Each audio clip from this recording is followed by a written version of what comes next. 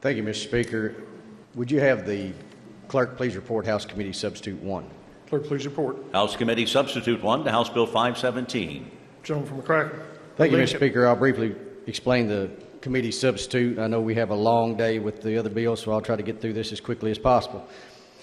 What this bill does is, of course, is a legislative ethics bill, and it starts off by saying that a legislator, when we make a request to the Ethics Commission, that they will draft a response. Then the person making the request may, if they choose, go before the commission to advocate for or against the opinion. The reason for this is because there's many times that we as legislators will ask for an opinion before we do something or we vote on something or whatever it may be. And so those opinions are very important in navigating that ethics system. So a lot of decisions in the Ethics Commission have been made unilaterally. And so what we are now asking for is that the entire commission see that and deliver an advisory opinion if the legislator so requests it.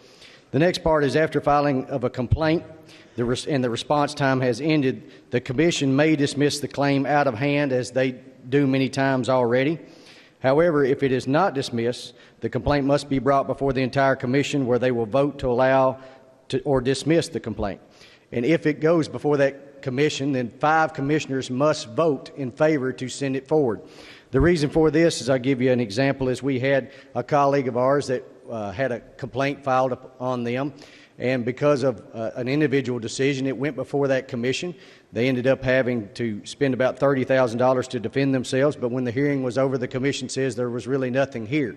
So now we're just saying that prior to that complaint moving forward, the commission should see it and hear some things about it and decide if there's enough evidence there to proceed forward. So instead of one person having their eyes on it before it goes to the commission, now the entire commission will see it before it comes before them for a formal hearing.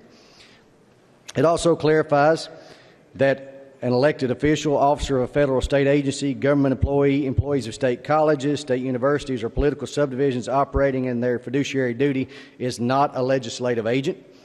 It also clarifies that lobbying does not include a person whose official responsibilities do not include lobbying, is not being compensated for lobbying, who is an officer, a managerial personnel, or employee with specialized knowledge or expertise of a business or joint venture, so on and so forth, or someone who participates in meetings or conversations accompanying a legislative agent engaged by the employer or organization.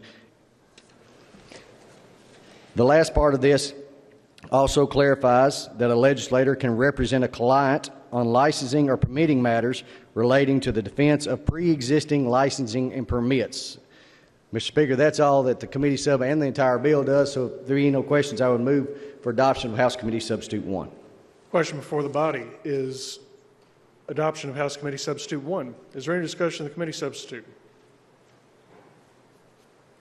Seeing none, those in favor signify by voting aye. Aye. Those opposed, nay.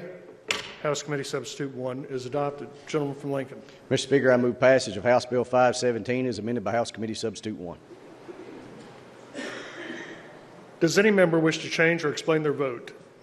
Chair recognizes the gentleman from Lincoln for Thank explanation. you, Mr. Speaker. Just to explain my yes vote, I did leave out one other important piece of information that the Legislative Ethics Commission's attorney called this morning and said that the commission had voted to stay in a neutral position and would be fully ready to implement this law once passed.